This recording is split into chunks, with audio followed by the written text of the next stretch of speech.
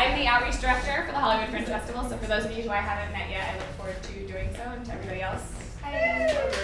Hi. And thank you all so much for coming to the second and final for this year Fringe Workshop. Today, we're going to focus on final preparations, festival expectations, and more. So you already know who I am. This is also Dave. This is Dave McKeever over here. These are other Hollywood Fringe staffers. Stacey Jones-Hill here. Stina Peterson, who checked you in at the door. And James Warfield is here as well. He's hiding. Lurking in the shadows, as he often does. Just so you all know, we do have a mixer afterwards at 3 clubs, as we often do. You will need wristbands. There is a special discount. I don't know if it's the same one as last time. You get 2 buy one, get one free drinks. So you get 2 tickets when you get there, and then those tickets are your free drink when you buy 2 other drinks. Welcome and then after that, you're welcome to Fringe. Because apparently everyone got drunk too fast when it was just straight buy one, get one free. So you guys. All right, I want to remind you. What's that? They're full of vice. That's right. Okay, to remind you guys of a couple of upcoming deadlines. May 5th, which is Monday, is the last day to purchase an LA Weekly ad as part of our group ad buy, where we sort of rent out a large section of the LA Weekly and you can sort of sublet that space with us and have your own small ad within our large ad. It costs $175 for a 2x3 4-color ad in the front pages. You can find out more at hollywoodfringe.org/ads, ADS. /market. That's my bad. /market, sorry. /market. Okay, upcoming events. We have our final town hall next Sunday, May 11th, 2 p.m. It's at the Hudson Theater. That way, we're going to talk about ticketing, promotion, community involvement, awards, etc. Next Twitter chat, if y'all are on the Twitter, is this Monday, May 5th, 1 to 2 p.m. Use hashtag HFF14 to join the conversation. And then we have the Fringe Benefit on May 29th. So this is going to be an awesome opportunity for you guys to network. It is $20 in advance for participants. This session today is being filmed and live tweeted, so just so you know, it's going on the internet. Everything that happens here, you guys too, this is going online. So if anybody has a problem with that, I'm super sorry. You can always write to us at support@hollywoodfringe.org if you have any questions. If you hear anything today that you didn't get all the details on and we don't get back to it, we probably will, but just in case, you can always email support@hollywoodfringe.org. Sort of 2 more brief announcements. We are going to talk here for probably 60 to 80 minutes if I can moderate well, and then we will do a Q&A afterwards. So if you guys have questions as we are chatting, please do hold on to them. I promise we will get to all of them. And we are also shooting a little Fringe TV segment after this panel today. So that means 2 things. It means 1, if you guys are networking, which is awesome, you need to go to the bar and do it there. You can't stay here. And I will come around and be like, you have to go. And so I don't want to do that too much. Unless you want to participate in the segment. And we are going to be shooting it right back there. It's going to be a sort of 1 to 2 word fill in the blank. Hollywood Fringe is. And we want a small selection of you lovely people to end that sentence for us. So come on, we can all do that. All right, that is it for me. I am now going to have our awesome panelists introduce themselves. So please give them a big round of applause for being here today. Let's start all the way. I'm going to start all the way with you, Monica. Just hey. Right back to you. Okay. Hi, I'm Monica Miklas. I'm the executive director of Lost Moon Radio. I'm a 5-year Fringe participant, as is Lost Moon. We did a show at the very first Hollywood Fringe. We won Best of Comedy in 2011 and 2012, and Top of the Fringe in 2012 as well. We do music and sketch comedy shows. We're doing something a little bit different this year. It's a show called $1 Million Hair. It's a tribute concert to a fictional music industry icon. And we did something a little bit different last year too. For us, we usually do fake radio shows. In the past 2 years, we've done more cohesive musicals. Yeah, that's it. You guys can come in. Come in. Hi, I'm Brandon Baruch. I'm also a 5-year Fringe participant. I have written and produced a play for 4 out of the 5 years, and I have designed lights for at least 2 plays every single year at the festival. I'm also the Hollywood Fringe Festival staff lighting designer and the Lost Moon Radio Company lighting designer. So that's all my stuff. This year I wrote a new play called No Homo, a romantic tragedy. which I am producing in Schkopf. And then I'm designing Lost Moon and Bronies the musical. I am Jenn Scuderi. I am the Associate Artistic Director of Theater Unleashed. We're also 5-year Fringe veterans, and the past 2 years we have brought our show 25 plays per hour, which is exactly what it sounds like. It is 25 short plays in exactly an hour. And then we usually have another show that comes to Fringe as well, and we kind of pair together. Last year we did Title of Show. This year we are doing the best of 25 plays per hour. We have about 200 2-minute plays, 2-minute-ish plays that our company writers and then some people outside of the company have contributed as well. So we are compiling the best of, and then you're also bringing back Gregory Craft's Friends Like These, which was what we brought to the first Fringe, and so we're kind of revamping that and bringing that as well. This may be the last year that we do 25 plays per hour for some time, because we have something kind of huge in the works next year that I can't talk about. So if you want to see 25, please see it this year. And we've had Best of Fringe extensions several years in a row. We were nominated for one of the Top Fringe Awards for Best Ensemble last year for 25. So yes, come see. Hooray. My name is Lyons, and I'm going to apologize first off if I am on my phone more often than I should be. I'm stage managing a show in the next room, directing a show that's in the next room, and technical director of a show that's down the street. So, and they're all asking me questions right now. As far as Fringe goes, I am the assistant venue director of this building, technical director of the building, facilities manager of this building. I'm directing Werewolves of Hollywood Boulevard that is in this building. I live in this building, I sleep in this building, I cry in this building late at night. I have been only involved in Fringe for 4 years. Very sad. I'm a loser. First year was Pulp Shakespeare, which went to great success here in New York. We had a 1.5-year long run in LA, went to New York, did it for a while there. Year after that was my directorial debut, which we won Best World Premiere. Year after that I directed 2 shows, both of which won extensions, and I also performed in a show that won Best Cabaret, Best, or I can tell he's met a lot. won like a bunch of yeah. stuff and got nominated for a bunch of more stuff. I don't remember all of them. All of my shows have been extended, and Fringe rocks. Hi, I'm Alex Knox. I just came last year to the Fringe for the first time, and I wrote and performed a solo show called No Static at All, and I won Best Solo Show, actually, and got nominated for Best World Premiere and got to extend, and No Static is actually going to go to New York Fringe this summer. I just found out. Cool. Yeah. Momo too. Let's hang out. Yeah, awesome. Yeah. Yeah. And I'm in a show this year called God of Abraham, which is an ensemble show produced by the Theatricians. So. Hi, I'm Heidi Powers. I am one of the founders of Oddbird Theatrics. Last year we put up The Real Housekeepers of Studio City, a musical, and this year we're putting up Bronies, the musical. Last year we were nominated for Best World Premiere. We won the marketing award from Footlights, and I won one of the Twitter awards. So my background's in marketing, and I took a 10-year break from theater and found myself back in theater with Fringe for the first time, and went from having no theater community to like a complete theater community in the space of maybe 2 months. So Fringe is where you want to be. Cool. I'm Meghan. I don't produce shows in the festival. I just work on the festival, so I have not won any awards.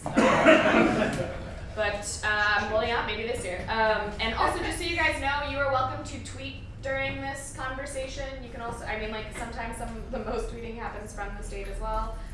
If you see us on our phones, that's probably what we're doing. Except for me, I'll be working. Pretty lightweight. Okay, awesome. We're gonna jump right in. Thanks, guys. So, thanks, guys. Great intros. So right now, this phase, as we were sort of talking quietly about this beforehand, is this kind of like the final countdown moment. We were all sort of breathing a big sigh together and going like, this is actually the time where everything has to happen at once, ideally. And so that's kind of a great place to start is I'm actually gonna just straight up ask the first question. So right now in the final countdown, as far as marketing goes, we talk about marketing a lot at these panels. We talk about them at the town halls. What can and should you be doing now in the final countdown? You're gonna jump right in and answer. Anybody? Well, make sure you've got all your graphics planned, your postcards, your swag you're going to be handing out, whatever that may be. That's what we're working on right now.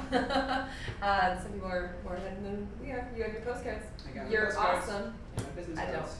don't. So, and then just prepare to have them on you. Fine.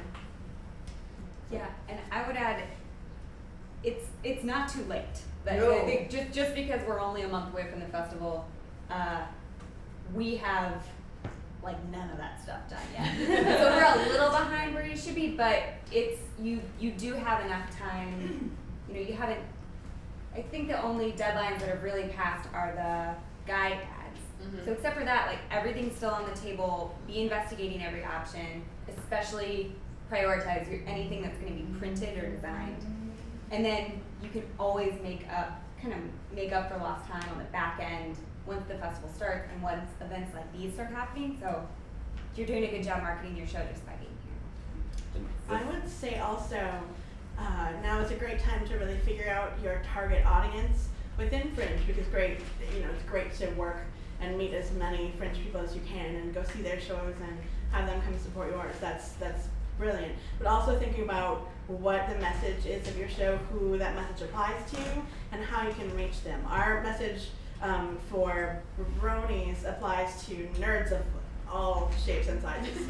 And so we're thinking of ways we can reach out to different communities that may not know about bronies or think about that their fandom might be like this fandom.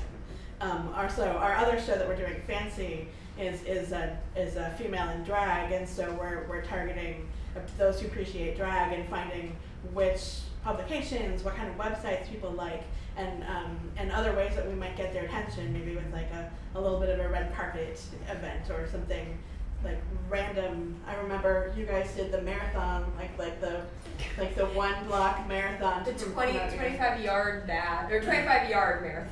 And so think of unusual ways that you can reach out to people, because that's really what helps you break through the many Fringe productions. That's the one thing I do remember. Last year there was a giant table that's just full of postcards, and some people had their postcards in 5 different spots so they could be seen, because you're just in a sea of images. So make sure you have a really strong image that helps tell your story. But more importantly, the shows I really remember were the weird things. The guitar picks, the earrings, the little pill bottle with the show information on it. Although, I mean, some of it gets a little more expensive, but any sort of out of the box, hey, yeah, the business card we're even gonna do, because then that's into their wallet and they pull it out every time. Instead of you put it in your pocket, a postcard, you go home, you put it on your counter, which is usually where it sits. So any out of the box sort of little marketing things that can have your show and your little Hollywood Fringe short address on it. And we've really been priming our cast too about like how to Fringe. We are kind of we have actually a night set for each of our casts where either Greg or myself are going to make kind of a presentation about how to Fringe. So talking about Twitter, talking about how do you talk to people about your show? Some people are uncomfortable being like, come see my show. But that's what Fringe is about. Everyone wants to see each other's shows.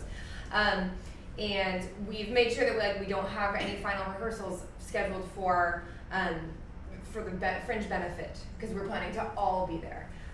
We have one of our shows. Yeah. We have one of our shows is a relatively young cast. Some of them are still in college, and none of them have ever experienced Fringe. But we want that cast to be as involved, or if not even more involved than some casts are. So really making sure that your entire cast is ready to get out there and support other shows, so that people will support you. But specifically, one of my top of May tasks is I start looking through the site and figuring out what other shows I might share an audience with. because A, it gives me an opportunity to make an Excel sheet, which is just fantastic, and B, I personally have never done, like I've seen snap bracelets that were awesome, and people often do pins, and I collect them, and I will wear every pin I get, and any kind of fringe paraphernalia, that's great advertising. I ate so many Myconites from those pill bottles. I have never done one of those campaigns because usually it's just out of my budget, and so I totally support that if you have the wherewithal to make it happen, but if you don't, there's a really great way to get free publicity, and that is by getting your name in other shows' programs, getting your postcards in other shows. I always pick, you don't want to do 20 of them, but you find 3 to 5 shows that you think you have a similar audience with, and you stuff your programs. So everyone gets a program that has 3 postcards in it. Or to save on time, you print it. I usually have or 3 print shows it that I as print well, on yeah. the back that say these are our friends, and then that way Right. you can also say, like, on this show we'll fill this, stuff this one. Mhm. But you have to kind of get on that, start creating your like fringe producer block early, because if you do that in the final days before opening, most shows will already have figured out who they're helping. And then another way is after the show, if you do a post-show speech, I know Lost Moon does this as well, you say, hey, and you know what, if you liked us, leave a review. Also, check out our friends No Homo down the street at the thing. And so I love figuring out who else I can cross-promote with and what other shows I can talk to. I made that connection last night at a pizza place. I happened to see someone that I know from Fringe, and we started talking about our shows, and that's what we're going to do. So Exactly. it is a great way to. And also, there's 200. How many shows we have this year? 270. 75. Yeah. So More like, than that, it's almost 280. so put in the time. You know, like Yeah. go through the website. So like a few, you'll probably find. Go venue by venue and just kind of read through, click on the ones that interest you. Use the And, tags. yeah, use tags and start messaging people and get that conversation going too. So beyond, did you have one more tip there, Mon? No. Go. Okay. So beyond the marketing right now, as everybody else in this room knows, yeah, you guys can totally come inside and sit down. We're not, but I am remembering. So you guys all in this room know right now that you're not just trying to like promote a show and make a million new friends and like research who's similar to you. You're also trying to create the work and go through this now last few weeks of your rehearsal process and stuff before you actually start getting into your tech time. So I would love to hear sort of tips, tricks, and stories about how you guys find the time in this final countdown part to develop your content, make sure that your art is good, and any tips for tech, which I think a lot of you in this room earlier were talking to Aaron about. Delegate. Dele freaking gate. The Get number- volunteers. Get people. The number one thing is have enough people, especially if you are a solo show. I have never taken on that challenge, and I applaud the people who do, because that is intense. But you have to, Alex, you can speak this one, and Aaron, you have to have enough people, and you have to start planning now for having enough people at every single event. So having enough people at tech, having enough people at your show, talking to your venue to know what people they're going to provide. So if the venue doesn't say they're going to do something, they probably won't, because they have Can a you million clarify what you mean things. by people like this staff? Oh yeah, like if you have a stage manager, hire one immediately. Yeah. Having somebody who's, if you're the director, having somebody who's not you and who's not on stage around at tech and at performances is a really good idea, because you are going to want to focus on creative stuff. You're not going to want to deal with who has comp tickets and who doesn't. Yeah, that's my big advice. In 2010, when the first Hollywood Fringe, I wrote a musical called Deicide, and I directed it, and I produced it, and I designed lights and sound for it, and I designed the postcards. And now I don't do any of that because it's awful. Like, find someone else to do your graphics. Wait, I have a question. Does anyone here disagree and think that it can be done? Like, if you, because I have a feeling there's got to be somebody here who's like, I'm doing all of it right now, and Your degree. It No, but I mean, like, I'm tips just to wondering. make it I'm like, easier. It does make you crazy. I'm writer, lyricist, executive producer, marketing director for Brownies, and executive producer, marketing director for Fancy, and that's just hitting my limit. This is my full-time job right now, and so if I didn't not have a full-time job other than Fringe right this second, I don't think I could do it. But there's also like a level of, if you have an overarching vision of something and you understand what the whole campaign is, delegating, but also maintaining that vision. Yeah. This is what I said we had a venue meeting before this meeting, and this is what I said to them. As far as your tech stuff goes, you have your $1 million Broadway production that has all the bells and whistles and horses and fire and all that stuff. You have your 99-seat 6-week run, which is $10,000 to $15,000, maybe a little more, maybe a little less. It doesn't have the horses, doesn't have the flames, has a few whistles and a lot of bells. And there's Fringe. It's about the writing, the acting, the directing. It should not be about the lights, should not be about the set, should not be about any of that. My hope personally, and I've been successful at this a couple times, is you get your Fringe show is a baseline to get other people interested. If this is your goal, start planning this goal now. If you want a 6-week run on your show, don't worry about the tech. Worry about the acting, the directing, the product, the vision. The costumes are more important than the lights to tell the story. And then someone can, go, hey, I'm interested in doing a 6 or 8 week run at your venue. I'll give you 2 tickets to my show. And then you can deal with the bells and the whistles and the horses and the fire. Later, when at all possible, and because it's less stress on you. Most venues are going to give you your basic lights, you'll be able to play with them, lights up, lights down sort of stuff, but people who want 4x8 flats and all these things, it's so much stress on you and your cast, loading it in, making sure it's set right, loading it. By the time you load it in, you have 2 minutes before the curtain goes up and your actors haven't had time to. And I think it's important to zone say it's not impossible to do. It's not impossible. It definitely happens. It's not impossible to do. So But keep it but- simple but it when is- at all possible. We have 4 all I want to say to that is that I will agree with you that a Fringe show is the one place where I do not need to see realized design elements to Mhm. fully appreciate the production. You do not need good lighting and sound and scenic to do a good Fringe show. However, if you properly pre-plan it, you can get away with a hell of a lot. Absolutely. And so if you have friends who know how to program this stuff or who are even whizzes with a manual board, and if you paper tech the whole thing ahead of time, yeah, you're only going to get 2 hours of tech in the space. You can still realize a really cool, complicated lighting, complicated sound, and also if you're smart about your scenic and you pack it all into a bag and it all just unfolds, you can do great stuff. So I would also say, if that's not something you know how to do, don't worry about it. But if that's something that you feel like you could do it. Yes. Because you'll have the support to do it as well. If you're doing it by yourself, yeah. Okay. Absolutely. Heidi and then me. On that note, even if your tech is somewhat simple, 2 hours may not be enough. Last year we had a projector and we had 2 hours and then some lights burned out right at the end. We would have died for another hour. So if you have the opportunity and the budget to rent another hour or 2 of your tech time, speak to your venue because it would have really helped us, and we're doing it this year.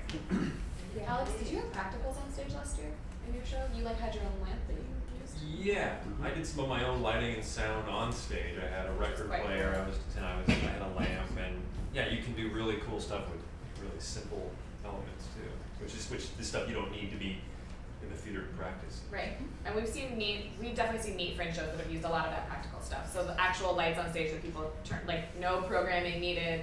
Maybe they just have one wash on stage. So think about that as an option as well. Moving on from the final countdown, we're going to talk a little bit about producing at the Fringe versus producing outside of the Fringe. Some of you may produce year round, and it's definitely a different experience. And so we're going to sort of talk about that a little bit. Do you guys have sort of advice and thoughts on how to take advantage of the buzz as we talk, the Fringe we talk a lot about how great the Fringe community is here, and we've been in it before. There might be people here who are new to it. How do you sort of take advantage of that community and the buzz, and stand out amongst the rest of the program, but also enjoy yourselves at the same time?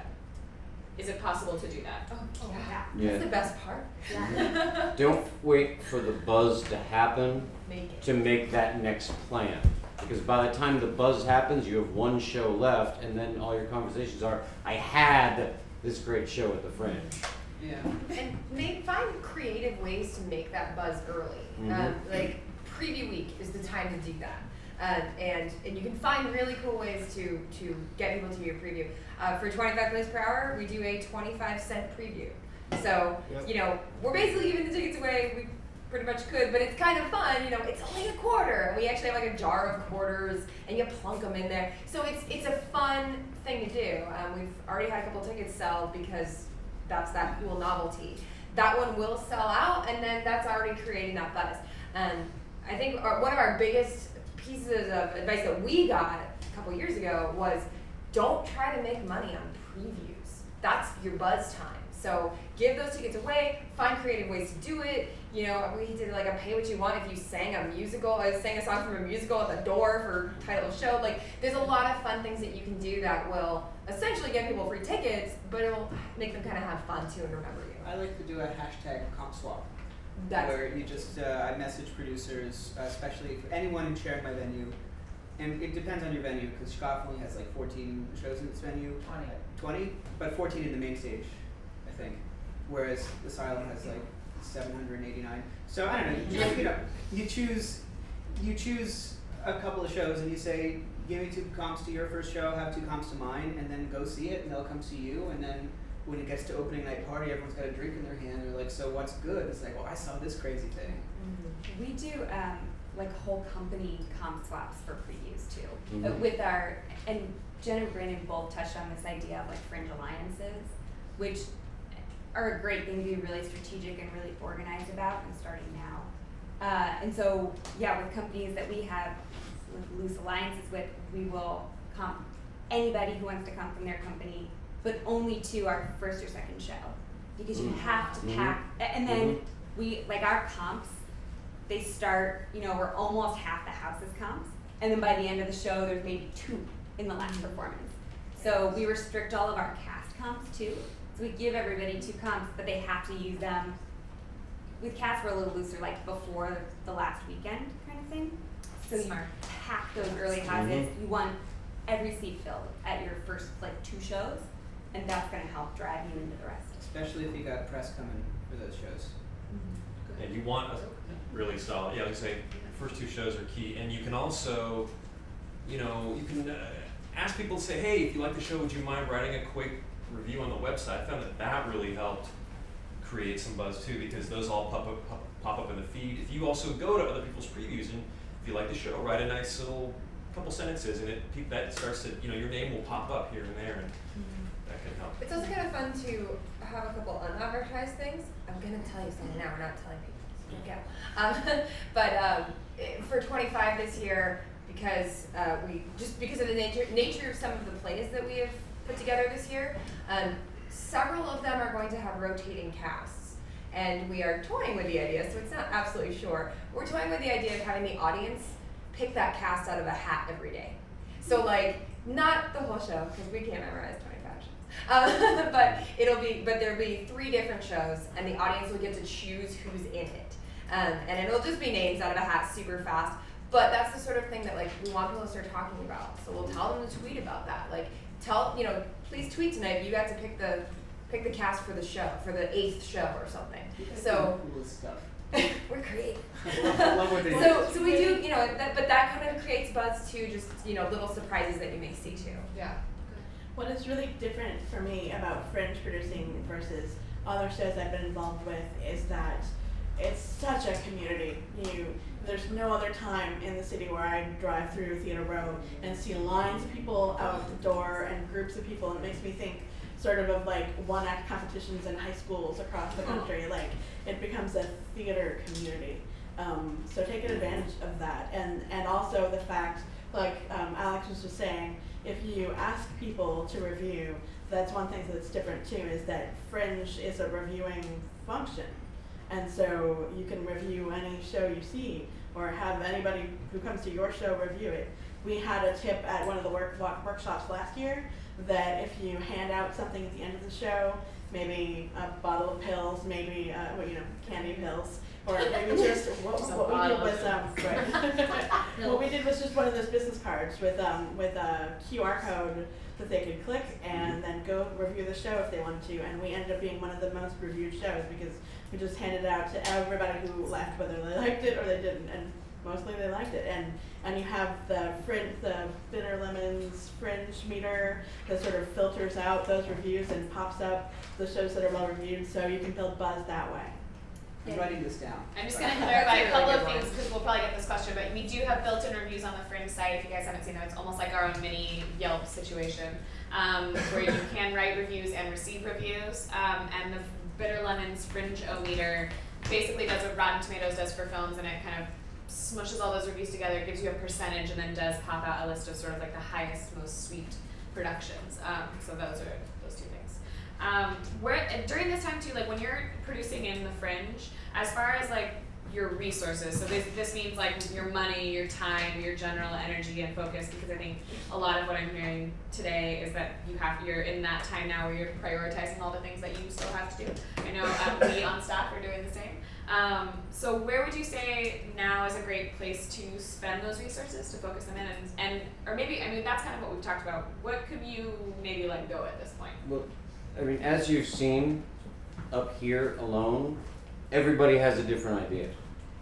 All the ideas are completely 100% equally valuable, and you cannot do all of them because some of them contradict each other. We'll deal with that later. Choose what is right for you, and throw the rest of it away. How do you know? How do you know what's right for you? I don't know. I think there's some. Try it. Well, but here I are some have no like idea. dimensions to think of. Like, I think solo shows have a slightly different set Right. of things that work well for them versus ensemble shows. Like for an ensemble show, you have to be leveraging your cast. Like your strength is in numbers and using those people wisely and thinking of time as your big resource. And then it's like comedies versus dramas have slightly different things. Like musicals have different stuff, which is our big thing, that we appeal to a musical crowd. What time your show is can be part of it too. If you have more non-traditional time slots, that can actually sometimes work in your favor, but you have to think about, you know, who's going to be free at 3 o'clock on a Saturday, who's going to be free at 8 o'clock on Saturday. At the Fringe, those are a little bit different. So think critically about all the stuff going into yours, and I think at the Mixer, like, you can find out all that stuff about what we've done and like see, oh, well maybe this worked for you because you're this. And get creative about those times too. Same thing like creating the buzz at previews. We have a show, we have 125 PBH that goes up at like 11:55.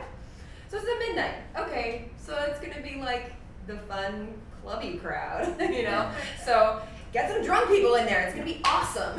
That's a great night. Sorry to interrupt. Yes. That's a great night to sponsor a drink at Fringe. Yes. Yes. For our midnight show, we sponsored a drink, and the whole audience came in and smashed and had a wonderful time. So Yeah, sponsor it's a true. drink for that late show. Don't do that with a drama where you don't want people laughing inappropriately. I'm kind of not in crunch mode right now. That's I keep a close eye on all the deadlines and I make sure that things get done on time, but I don't really go into crunch mode until the very end of the month, and that's a learned habit. Because when you create a big list of all the things you have to do for your Fringe show, it's not as long as it seems. And it's very easy to spend the entire month of May fretting over every element because it's coming, it's looming. But we're in rehearsals, which are going fantastically, and I'm balancing things, but I don't start freaking out about it until like right before the start of June. Because also, in terms of marketing, no one in this room is going to come see my show because I handed you a postcard today. You will if I hand you the postcard again on June 3rd.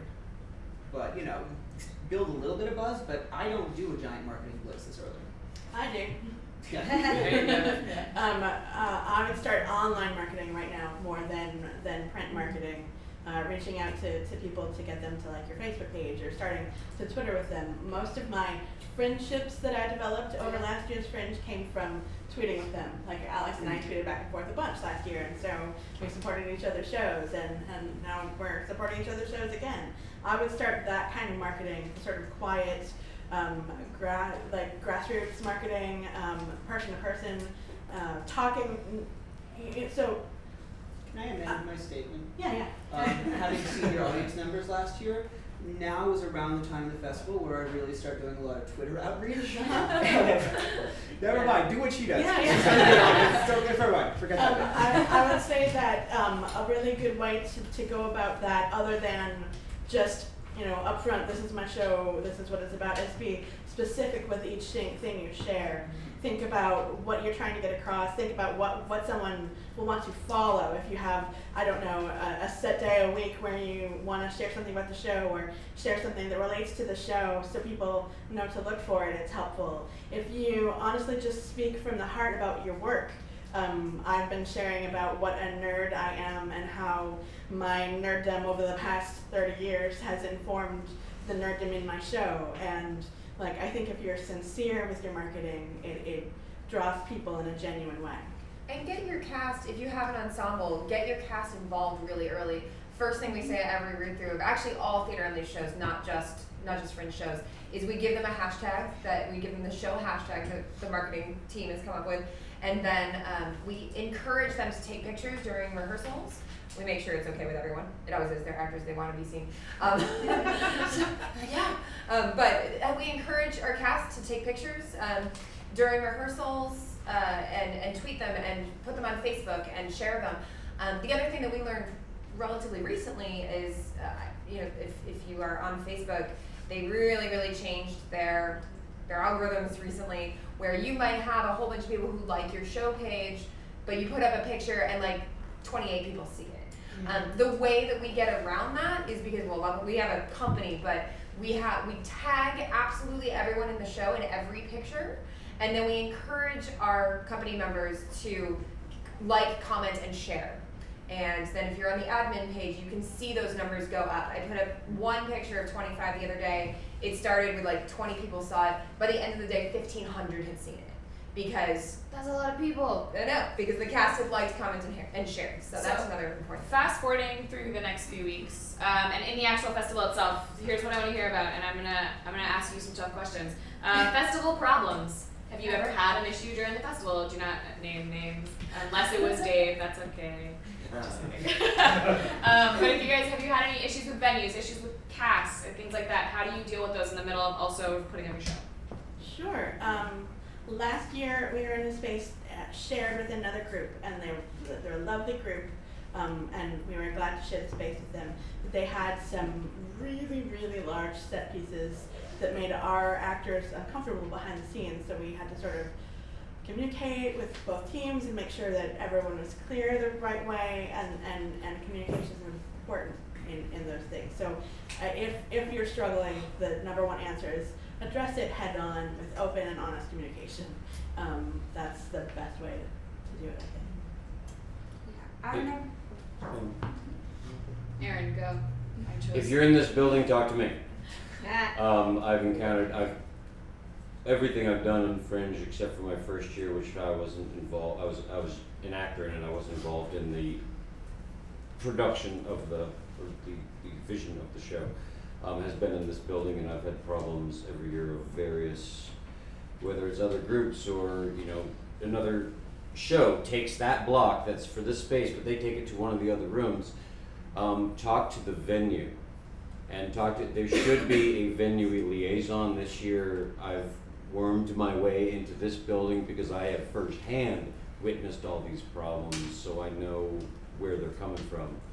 Talk to the venue staff, or if you have a relationship with the show that's before you or after. Also, talk to the show before you and after. Yeah, I try as to well. head the problems off before they happen. Our venue had a meeting. We had an email list of everybody who was in the venue in 2 spaces.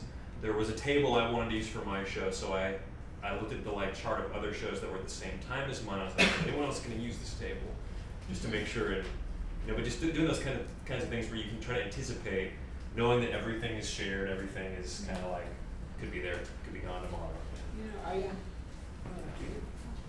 We have a really tech-heavy show, so we're kind of the extreme end of we have a crazy sound setup every year. We had projections last year, which was too much, but I don't know. It looks cool. It's amazing. It looks cool. But we try to head things off before they start by writing everything down, and by like whenever you have props coming in and out, set pieces coming in and out, the same person moves it every time. So everyone in the cast, staff knows exactly what their job is. You don't do anybody else's job, because if you do their job, then you start like a chain reaction of bad stuff happening. And then if something does go awry, you know the chain of command to try to figure out like, oh, where's the props box? That's so-and-so's job. Okay, let's find out what happened. So if you have it all written so that like the director, the producer, the stage manager all then have like a copy of this person moves this person moves this, you can avoid a lot of headaches. And have a stage manager. Again. So block everything. From the moment you get on the sidewalk in front of your venue to the moment you're back on the sidewalk after your show, every movement is blocked. In the New York Fringe Festival, they take you and all your stuff and they plop you out on the sidewalk. And they take a stopwatch and they say go, and they time your load in, and you have to make sure that you have everything, you're ready in 15 minutes. And I think that every show and every festival should be able to do that. The other thing I was going to say, I've been very lucky. I don't think I've ever really had a major venue problem in any of the shows that I've done, except one constant, non-constant is every venue will have air conditioning. They won't always work as well as you'd like, and so there will sometimes be a day that's not even that hot outside, but that's the day that a door got left open too long, and you walk into 90 degrees, and what I do is try to anticipate those days. I always keep 2 pallets of water in the backseat of the trunk of my car, and if it's hot in the theater, I set out a pallet of water at the entryway, and I give every audience member their own bottle. Smart. As a technical person as well, the number one reason air conditioners fail during Fringe Festival is 1, they're not used to being on 20 hours a day, and 2, the first group comes in, goes, it's really hot, lowers it to 50 degrees, system freezes, it's dead for 3 days. Do not ever, ever, ever touch the thermostats in your theater, and more likely than not, that air conditioner problem will go away, and it'll just be This will be the first. And that's and like it sounds like That's true. oh It's that a would good really really suck if that happened. It affects everything. No I idea. mean, our reviews went way down on a day that it was 100 degrees in the theater. I mean, it was like, oh, I love the show. The show was amazing. It was really hot in the theater. Not my thing. What? You know, so like, and that would kill your buzz sometimes if you've got, you know, a theater full of people that say your show sucks because it was hot in there. So that's not your fault. So don't touch the air conditioning. You know what? Speaking of killing buzz, and speaking of load in, and speaking of etiquette towards other shows, I don't know if this comes up in a different part. Start on time. Oh yes. And end on time. And end on time, because if you start late, not only are you really screwing over the show that comes after you, which is a very mean thing to do, but you could be screwing over a lot of audience members who have tickets to a show right after yours, and that's going to really drive down your ratings. Yeah. I've walked out of shows. Yeah, related to that, in general, respect is so important at the Fringe Festival. Make sure you're in on time and out on time. Make sure you reach out to people as you can. And don't forget that this community is really small and people fall in love with it and they come in back and back. So if you do have a conflict with anyone, handle it respectfully and politely, because you will be working with that person again. Do you guys know the #1 rule of the Hollywood Fringe Festival? It's no. you guys do. That was awesome. It's no jerks allowed. No jerks allowed. And that's a great tip. I think also, just to throw in my small 2 cents, this goes back to both dealing with conflict well and also getting to know people well, is that one of the strongest things a lot of new participants do is actually genuinely want to get to know the other person in the other part of the conversation. But they come in saying, this is my name, what's your name, tell me a little bit about yourself. I've gotten to know a lot of participants through that route because they've tweeted to me or emailed me or, you know, in a polite way when I wasn't running around like a crazy person has said something nice. So I think that goes a long way. And also understand, if you have a problem, whether with another show, with the venue, with whatever, remember that that other show is dealing with their own stress because they're doing a show. The venue is dealing with 75 of your different stresses. So just a nice, friendly, firm, it's all urgent, everything's urgent. But just Be easy. Be easy. It's supposed to be fun. Yes, it's called a play for a reason. That speaks to producing Fringe versus outside of Fringe as well, which is when you produce a show in Los Angeles independently, you want to stand out. You are swimming in a very large pond and you want to make a big splash, another mixed metaphors. And that really will mixed. run its course. In the Fringe Festival, I think that there is, yes, you want to stand out, but there's something to be said also about fitting in. And this is something that I learned definitely the hard way, because I don't really think I saw many other Fringe shows year one of the festival, because all I cared about was how amazing my show was. And I walked around with this mentality of I'm doing the best show in the Hollywood Fringe Festival. And now I walk into the festival with this understanding that I am doing what I think to be is very good work in a room full of people from all over the world who are also doing really good work. And if you approach it knowing that you're not some big shot and that you are just one of many people, let that inform the way you interact with people. And see as many shows as you can. I mean, Absolutely. absolutely. I mean, our managing director Greg Crafts, which some of you may know, he saw 50 shows last year. I think he saw 47 the year before. He doesn't act in Fringe shows or direct or anything because he wants to see as many as humanly possible. He'll see 6 shows in a row in a day. I saw 27, so I'm a slacker. But make sure, the other thing about time, particularly because of something like that, people seeing shows in a row, make sure that your run time is exactly what it is, or a little less than is printed in the Fringe guide. Or cut your script. Or cut your script. Yep. The first year we did 25. 3 days before we previewed, it was hour 12. We're like, nope, it's called 25 plays per hour. People are gonna be pissed, and so we sped through. We found places we could cut. We found places we could speed through. We made those changes 3 days before we opened, and we got it to exactly 60 minutes. That's what you have to do in terms of just being friendly to everyone else, your audience, and your fellow shows. That's actually the one creative thing I'll say, which I'm not a writer or a creative producer, but the one thing, if you're writing your own show and it's your first time writing a show, or you're coming back to it after a while, don't be afraid to edit. And like let that like Fringe time constraint actually be a gift. Because that is one of the defining features of our work, I think, is that we are not afraid to kill our babies. And it's been something that as a company has been really successful, and I encourage you to do the same. And I think successful Fringe shows are ones that are able to edit themselves. Less is more. I remember I came in thinking like, well, I'm doing a solo show. It has to be like 90 minutes because that's how long. And it was like 55 minutes in the end. I'm so glad that it was just, that's the spirit of the Fringe tends to be. There are shows that are 2 hours long, but It's okay. I lost 25 minutes from the first performance of Me Love Me to the last over the course of 18 days. Wow. Yeah. Wow. We just kept That's shaving it up. amazing. I went to Fringe Amsterdam last year and my favorite show was 20 minutes long, so don't be afraid to pack in a punch. So tips for day-to-day fringing. Let's say we've solved all our problems, which is awesome. We got to no issues. So now things like networking, where to park, how to pick what you want to see, tips for that day-to-day coming to the festival. Loading zones are okay to park in after 6. Yellow Why loading do you zones. tell them Yellow that? Hey. I did not know that. All right, here's what. On Sundays, yellow loading zones are fine all day, and on weekdays they're fine after 6 p.m. as long as there's not another sign contradicting it. If there's another sign that says tow away overnight. These are the 5-year fringers over here. Yeah. But yes, you can park Now in you the know my yellow secret. zone unless you know that I'm heading that direction, in which case leave the space for me. Thanks. It's outside the Hudson. What about Saturdays?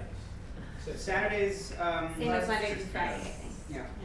Yeah. Read signs. We had someone get towed last year. Please read signs. Carpool. Yes. I found it really helped too to, I tried to plan as many shows as I could as far ahead as possible so that I could know that I was seeing all the ones I wanted to see. There were certain people who I was like, I definitely want to see Heidi's show. I want to make sure, when can I see it? Yeah. And you end up making like a whole spreadsheet of like what's playing when. Spreadsheet. But then also leave some slots where you might meet someone and really want to see their show, and then you're like, oh, I didn't leave any room for that. So Yeah, I didn't do that last year, and that's great advice. It's like a pub crawl. You park here, Totally. you go all the way around to the venues, and then you take a taxi home. And also parking wise, if you are doing a run of shows, show up an hour early, like before a lot of the shows perform. There will be more parking. Leave your car there. Go grab a bite, grab a drink. You know, if you try to park at 6:30 p.m., you're not going to find a space very full. Take the metro. Sorry. Take the metro. Take the metro. And it's same, I took the metro here today. especially for, I mean, and this isn't just attending the Fringe, this is for your actors and your people who are carrying your set pieces and your props, finding parking. You make your call time stupid, ridiculous early, because if you have a 6 o'clock show on a Saturday, you will not find parking in 3 blocks. Yeah. Try to ask your cast. I mean, luckily, you know, during the middle of Fringe, when there's, you know, always allow yourself extra time before. Always. When it comes to networking at the Fringe, I would, so a good 5 years ago, I was like the opposite of a networker. I was terrified of it. And my therapist had really good advice. So if you think of it not like schmoozing, but like meeting someone who has something in common with you and asking them about their view on the thing you have in common and sharing your view, make it a genuine one-to-one thing. I walked into every mixer and the first thing I said to anyone was like, "Hi, I'm Heidi, I'm kind of shy, but tell me about your show." And then I was able to stop saying that by the end of the Fringe. I'd be able to be like, "Hey, how's your show going?" Person I've talked to 6 times. They're part of the safe resin at Fringe. On days you don't have shows, go see other shows. On days that there isn't a Twitter chat, go look at what other people are asking on the hashtag and answer their questions if you know the answers, or point them to Very someone who true. does. Yeah. Stay Do present. not walk up to me at Fringe Central when I'm having a drink and talking about friends and handing me postcards, because I'm just going to throw it away the second I walk away. Don't walk up to people and hand them your thing, because no one cares. What you do is exactly what she said, which is you walk up and you engage them. Say, "Tell me about your show." Let them ask you about yours. And if they don't ask you about yours, then they're probably not going to. And they might say, "Oh, do you have a postcard? Yeah, I'm exactly. really interested." And have those postcards on you all the time. You're People will ask. gonna get to know faces though, like there are the Fringe faces, and like if we sit here right now with people, like we're all gonna be around. You're And gonna you see go up and you say hi, and I'm going to walk up to everyone here and be like, "What have you seen? Yeah. What's good? What have you seen?" And you want people to know you, and it should be like Cheers. You walk into a room and everyone says hi. You should also be able to recommend a show that's not your own. Yeah. That's a good Yeah. tip. One of the nicest Yeah. things that I hear from Fringers is when they say to me, "I saw this other show that wasn't mine and it was really great." It's a really nice, classy thing to be able to do and makes you a good person. And also makes you feel good. Yeah, and it leads to Feel nice to support your collaborations. friends and new friends. Yeah. It leads to later collaborations too. Last year I was running around telling everybody, "Oh my God, did you see Fancy? Did you see Fancy? She's amazing." And this year we're collaborating with her on her show. So Can I that, also say of Fancy how fucking excited I am that Fancy's coming back? Everyone knows Fancy. So I have a question then too. So what do you do when you see a show that you don't totally love and then that person who is your new Fringe friend comes up to you afterwards and is like, "Oh my God, thanks so much for coming to the show. What did you think?" How do you give and receive criticism? You should be positive. I think in person. Well, I don't know. Versus online. You're online. And I want to hear also the rest of gonna be Alex's different. thought there. I want to hear the rest of I his just was thought. gonna say, I think you want to find something positive to say to anybody because we're all in this together. It's hard just putting the show up at all. I think you should find something nice, even if it's only just like, "Wow, you did a show," and it's You just. do all the work. I mean, I don't think I mean, I think you should try to. I don't know. I think that's more useful than. You I don't can know. you can acknowledge and validate the work that they've done, Yeah. even while expressing an opinion that it wasn't quite for you. And so like, but first and foremost, like recognizing that somebody like did a lot of fucking work, and that's important. And they're a member of your community, and you want them to keep coming back. But I think it's important to know like what stage in development a show is at, and temper. If like somebody like there's one person who I talked to last year, and I knew that they had like rights fall through with the show very soon before the festival, and so they wrote a show which they weren't planning to do, kind of starting in May. And it was really a work in progress, and it was far from perfect, but I actually was really impressed by the work they'd done, but it was not really a complete work. And because I knew that they'd had this saga with the rights, I felt really comfortable saying to him, yeah, I'm impressed by how far this has come. If you're gonna keep working on it, if you want to know what I think. And he's like, yeah, let me know. And I guess asking that permission too. Greg and I had a situation like that last year where we saw a show and we thought, wow, there's some really, really great elements to this. There's also some stuff in the script that is, a little long or a little, whatever it was. And we had the writer come up to us at Fringe Central and just point blank say, what did you think of my show? And they were like, but then she was super open to conversation, She said, what did you think of my show? I'm kind of still working on it. I'm interested in you as a writer, what you thought. And so Greg, as a writer, was able to say, hey, you know what? Here are these elements that are really great. And here's maybe some places where, things could be trimmed up or things could change. And she said, that's exactly what I'm thinking too. So be really open to that too if you do hear that. And Yeah, so that's my other question. The flip of that, if you've gotten that criticism. Yeah. But you have to really be aware, is the person asking your opinion, is there subtext, validate me? Yeah. Or is there subtext, I want to make, honestly, what did you think? I'm workshopping. And if you can't handle criticism, do not ask what people thought. Well, have you ever had a moment where somebody has come up to you and maybe even unwarranted said hey, you want to know what I thought about your show? And then go ahead and let you know. So how do you sort of graciously, or do you graciously manage that? It's like water off Change the the duck's back. subject. If we feel good about it, we feel good about it. We've never put something up in the Fringe that we didn't feel good Yes. about. So a lot of people don't like it, that's okay. Yeah. I had an hour and a half conversation with somebody about one of the shows one of the 2 shows I directed last year, and he wasn't wild about this and he wasn't wild about that, and he didn't know the entire process of the whatever and this and that and the other thing, and instead of me defending everything, well, it's this and it's that and it's this, because I did get a little bristly on the inside. But just like everybody up here, everybody has a different opinion, and each opinion is valid for that person. True. It has nothing to do with, I thought it was great. I could see from their perspective, okay, yeah, all right, yeah. That's a really valid point. I'm not changing my show because I still like what I did, but you can accept someone else's point of view without taking it personally. I did a rewrite last year. Yeah. Because a couple of people came up and very unkindly told me about how this part was just they didn't like the show at all, but they specifically called out this part as being awful, and I rewrote it. During Because- Fringe? Oh yeah, between the first and second performance. Wow. Really? Yeah. You also, by opening yourself up to the Fringe reviews, are you having anonymous reviews this year or not? I don't know. Okay, so I think last year Anonymous anonymous reviews. reviews were allowed, and Oh, yeah. I decided I was going to put my name on every review that I reviewed, and by and large I was so appreciative of everyone's work, and I tried to really acknowledge that, and I really don't hate anything I saw, but the one thing that I did have problems with, I honestly but politely did voice it in the review. So just know that if you do that, you will also be inviting retaliation.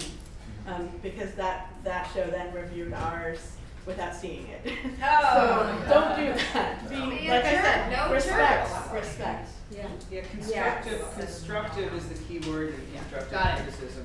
There is no anonymous reviews this year. There you go. Yes, thank you. Thank you, guys. fresh Thank knowledge. you. No anonymous reviews. And keep in mind too that the thumbs down review or whatever, it literally says not my thing. It doesn't say it sucks. It says it's not my thing, which you're never gonna be everyone's thing. Yeah. So don't freak out. And don't be a jerk when you review too. Yeah. But Respect. respect all the time. I personally don't leave bad reviews. What's that? I personally don't Yeah. leave bad Some reviews. people don't. If I see something that I really don't like, I won't review it. Yeah. I rarely leave reviews at all, to be honest, and I'm planning usually more this year. But I don't leave bad reviews because I don't think that what I have to say is that important. Yeah, that's gonna be my plan this year. That's a good plan. Mhm. If you can't say something. It can be a helpful thing though. And it's like Yelp, where you go to see what are people saying about this show, and if it's hard when so many shows get only 5-star reviews Yes. because you're like, okay, well, this is just people's friends writing, or is this? It's nice sometimes to have a little bit of. But see what you Polite want to, neighborhood, yeah, and I see would what also you say- want to yeah. see. I would say that there Yeah. aren't a lot of people who are going to be like, man, that Alex guy, he told me about a show and he seems really great, but he got one person and they said it wasn't what their thing, so I'm not going. Yeah. And see what you want to see. There's a fringe darling that is wonderful and amazing, and everyone in the world loves it. But me. And it's not their fault. It's literally not my thing. And so I'm never gonna be like, they suck, because I know that it's just literally not my thing. I had one She of just those- tells me to my face. So, it's fine. Yeah. So let's talk a little bit about your goals in general. No, I'm just kidding. I think coming into a festival like this where it's a big production, there's a lot going on, it's a good idea to have some goals for what it is that you are here to do beyond not being a jerk and being super nice to Hollywood Fringe staff and stuff like that. Beyond that, so do you guys have different goals that have to do?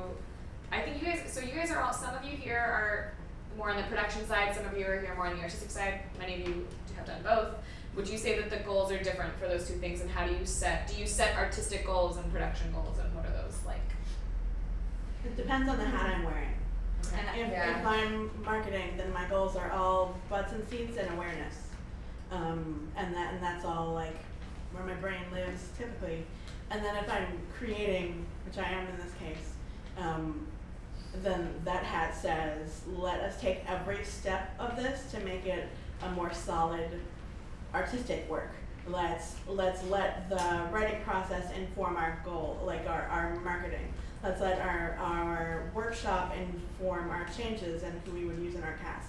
Let's let Fringe inform what our next step is with not just this work, but as a group for our next work. I would just say that my goals are they build and grow art-wise, though. Build your art. I might have different fringe goals than a lot of people, because I know that. Well, no, I do the Hollywood Fringe Festival because I consider it to be an incubator, and I have built a solid career as a lighting designer, and I like to write, and I want to be an established playwright, and part of that is just writing things. And so the most important thing for the Hollywood Fringe Festival for me is the opportunity to write a play and have an opportunity to get people to see it, so that I can continue to rewrite it through the festival. And then when my fringe shows are over, I put them down and I move on to the next thing. So that's what the fringe is for me. In terms, I'm looking at our bullet points in terms of like extensions and awards and things. Yeah, I want all of those, but I don't do much to push myself that direction. That's where Brandon and I, one of the only places that we completely line up. I do Fringe. I try to do every year something that scares me. First year, I was cast in a show that happened to be part of the Fringe. Second year, I directed for the first time in 15 years. Also did some of the design. Also produced for the first time in many, many years. The third year, I directed 2 shows and was in a one-man show that was in my heart for 8 years that I ended up doing at the bar across the street with the band, and we're still actually going with it almost a year later. And this year I'm directing a musical, which I've never done. I have a big team behind me because there's the musical director and the choreographer and stuff. And I'm the assistant venue director of all 5 theaters in this building. Next year, I'm writing something. For me, Fringe is, I want to do something that scares me. I want to stand on the edge of the cliff of Fringe and dive off, knowing that whether you love it or you hate it, you're all doing it with me, in your own way. And yes, and I've won awards and doing all that stuff, and to me awards look great on the website and on you should hire me, look at all the stuff that I've done, but yeah. For Theater Unleashed, there's Theater Unleashed, there's me personally. I'm acting in 25 this year, and then I do a lot of the marketing, I do all of our graphic design, I do our programs, so I'm kind of involved in everything. But so obviously we want to put up the best shows possible. We want to, get, like Heidi said, the awareness and the butts and seats and have fun and introduce, especially like introducing him around like new actors, new company members, people who haven't done it before, to this bigger community because it's an incredible community. And then just from our own artistic point of view this year, one of the things that Carlos Martinez, as our artistic director, and I have discussed is we are really looking for we're really looking for a comedy for our next season. And for the past 2 seasons for Theater Unleashed, we have kind of seen something at Fringe that we want to produce ourselves, and we get in talk with the writer and talk to see if we can produce it further and develop it. So we actually have a very specific artistic goal this year. We're on the hunt for something new to produce with our own company next year. That's actually a great lead-in to my next topic, which is also the last topic before we open up for Q&A. And so that what you were just talking about is sort of using the Fringe as a place to look for a comedy to produce. This is sort of the after the Fringe time. So you guys, we've solved all our problems. We did the Fringe. We networked really well. We all have great new friends. Our show did well. Now the Fringe is over, which is horrible. And but then you can sleep. Yeah, it's bittersweet. But so after the Fringe, extensions, collaborations, how do you guys make the most of that momentum afterwards? Like, do you just go to sleep and then you're like, all right, see you next June? I know that the answer to that is no for everyone here. So what do you guys do? How do you make the most of that momentum? Well, one thing I did a few years ago was I kept meeting with some other producers that I had met at the Fringe, and had this basically like small working group that a couple other people and I would meet once a month and talk shop, and that was really valuable for me in my own evolution as a producer and thinking about things just outside of my company and continuing to learn. So yeah, like you can keep Fringe relationships going, but it does take some care and investment of time. Just like going into the Fringe, you have to be organized and strategic and write things down. Kind of have to do that on the back end too. Go support other people's shows outside of Fringe. Yes.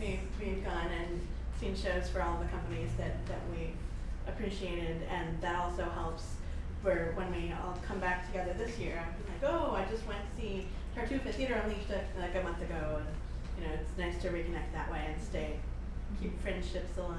Yeah, we're kind of Lost Moon junkies, so I go see a lot of Lost Moon shows. But our last shows overlapped completely. I know that was really sad. So yeah, definitely keep those alive, and you never know when those collaborations are going to really, become really beneficial. Like I said, we've produced a couple things that we've seen at Fringe, produced them ourselves. We've also definitely had more company members join us because we've met with them at Fringe and we want to collaborate with them. One of the things that actually TU does at Fringe is we always do a 24-hour show every year, which is you get the topic the night before, we have writers that write it, you rehearse it all day, you put the show up at night. It's always free, and it's open to all Fringe participants. It's relatively limited because we can't have 200 people involved, but that's a really, really great way to meet people too. Like we have established relationships just doing that, where we ended up seeing all their different shows and then continuing to collaborate with them after Fringe and then the next year. So that's a really great way to do it too. Who else has taken so Alex and Brandon both mentioned Fringe NYC having done other festivals, and you guys too as well. Can you guys speak to that a little bit about the experience of taking your show somewhere else? Yes. Nothing makes you appreciate the Hollywood Fringe Festival. Yes. Like going to other Fringe festivals, and I will say, because we're being filmed and also because I mean it, that I love Fringe NYC, and I'm thrilled to be going back 2 years in a row. But the thing that I have encountered in the Hollywood Fringe Festival that I don't seem to find anywhere else is this community, and I really miss that out in New York. Yeah. I miss that there wasn't one spot where I could go and meet everyone else who was in town doing the same thing. So huge. Yeah. And it's and it's so spread out. Yeah. Yeah. This You is do so kinda feel alone. contained and it's lovely. Yeah, New York, it's kind of like you're just producing in New York, and it happens to be How part does of the Fringe. momentum from the Hollywood Fringe, how has that contributed to that? Oh, Is it like, well, I'm not asking so much like what's the difference between this fest and that, but more of like how did that the carry momentum you through there? I feel like last year, I can speak for Brandon for a second, because last year I worked on what is now the Encore series.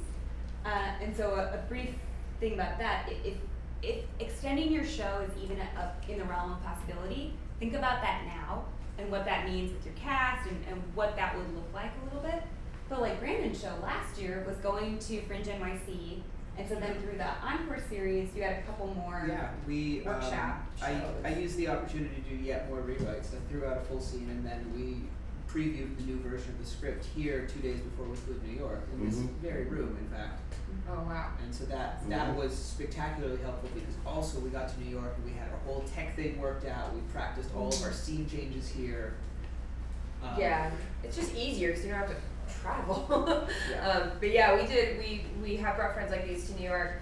We also brought Super Sidekick, which was in the second year of Fringe Family. It's a children's musical. That has actually since been published by Samuel French, and a big kick to that was the feedback that we got here. We got a lot of great reviews. We had great pull quotes. Same things with friends like these. It's already ready for your marketing in New York, which is great.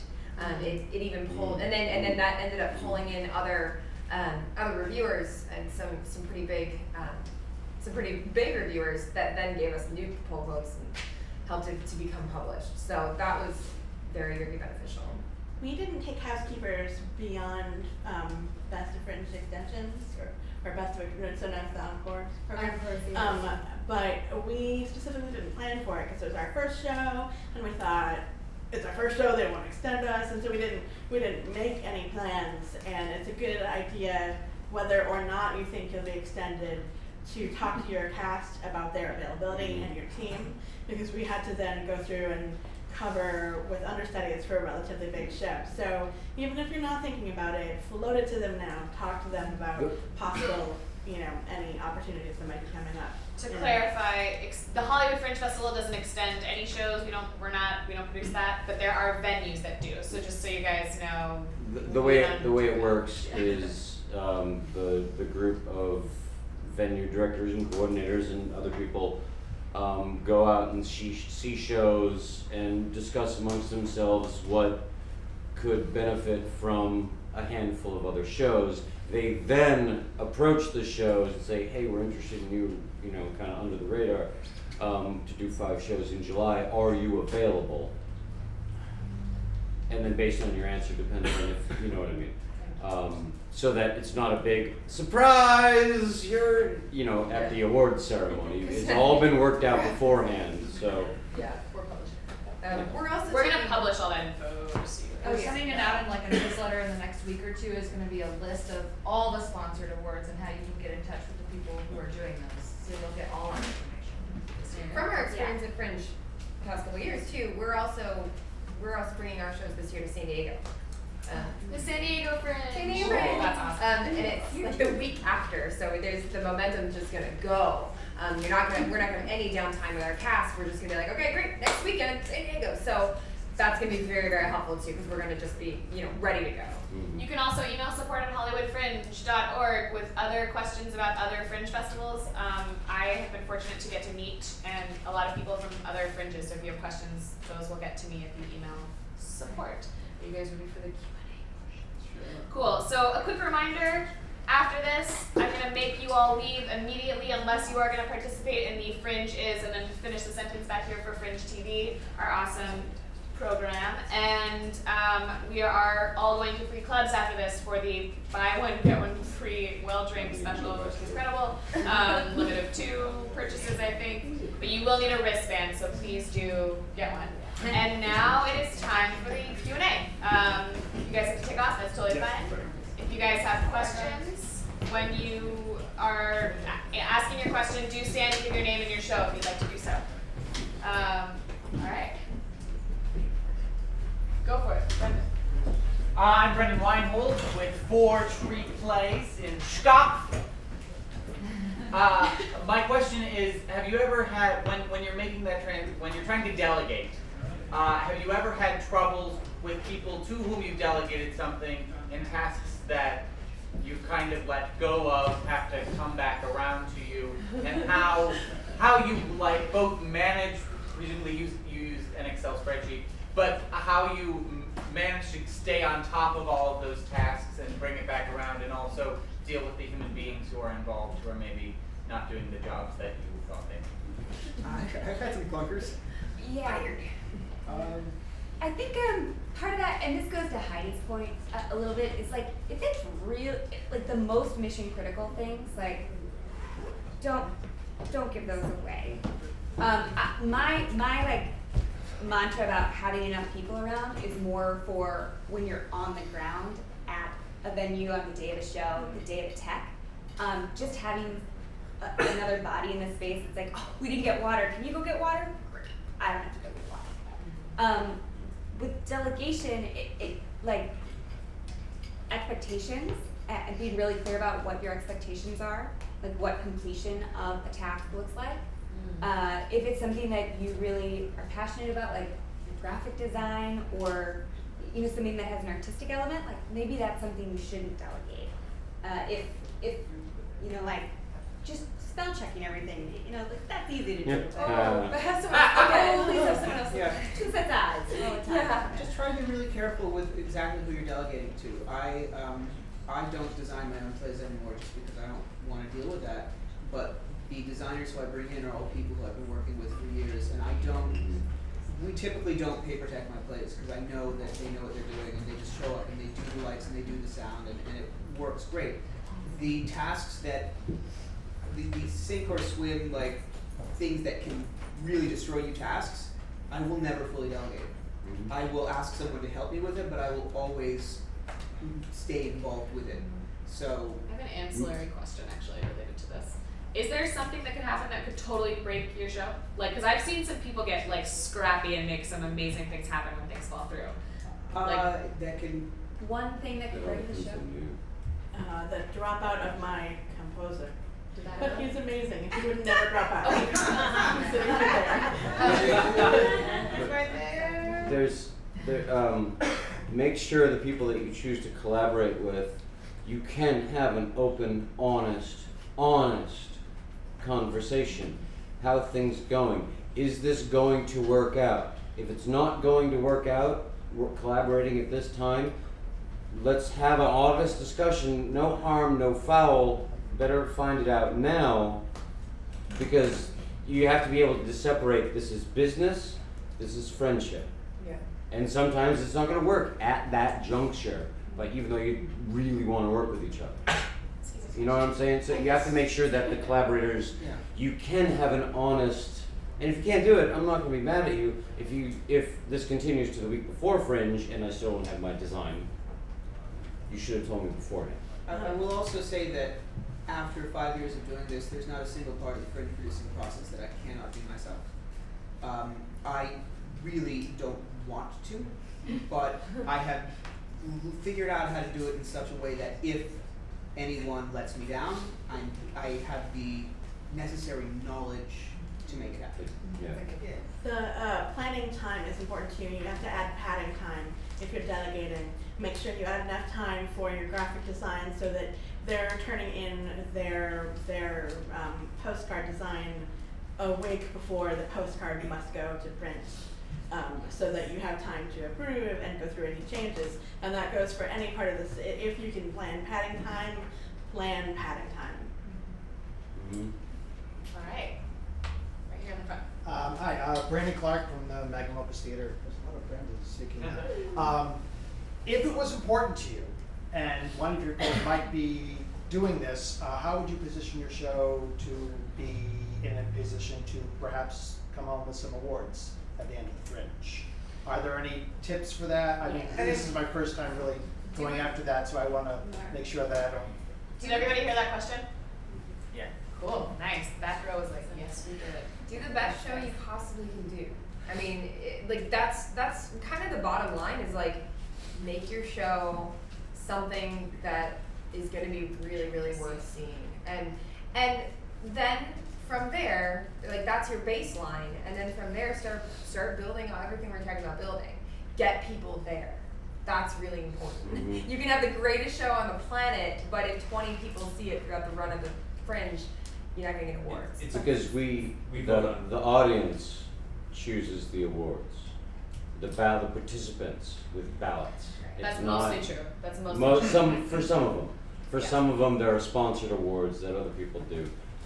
But just Has anyone? do a show from your heart and put your love into it. Yeah. I'll level with And you. feel great. Yeah. Aside from doing the work, if people are like, how do I get a best in Fringe show? Butts and seats. Be the best in fringe. Yeah. Yeah. I think That was we were very surprised to be nominated for a world premiere last year, and flattered. It was lovely. But I think that one thing that led us to that point was handing out the review cards, because then we were one of the most reviewed shows, we were well reviewed, so it rose up the ranks. I would say not just get butts in seats, but get your butts in seats to review the show afterwards. I tend to respond negatively to people who campaign for awards as a voter as well, because I do participate and vote on the shows I've seen. If I see someone making a big thing about like vote for us and talking about it, Right. Yeah. No. I was not. I gotcha. on that. Yeah, all good. What I'm saying is my advice is don't campaign for it. Do what they said and don't try too hard. Can I offer one other tip of advice besides like doing something from your heart that you like super love? Make sure there's an audience that will as well. Like think about how they're receiving the work. It's important. I'm gonna go this side this time. So you there? Yes. My name's Caroline. My show is called Basically Together. And this is Sorry, one more time. What's it called? It's called Basically Together. Got it.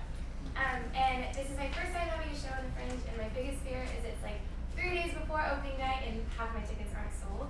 Have you guys ever experienced that? Do you just like throw tickets at people? Yeah. It's fine. That I mean, happens to me in every show that Yep. happens. yeah. If it's 3 days before opening and you have 10 tickets sold, That's you are pretty good. awesome. Do not freak out about that. I already had ticket like shows with no tickets sold. Don't Oh even my gosh, worry about it. doomed. The main thing that at least works for us is, like I said, that creative, Mhm. get people in those seats during that preview.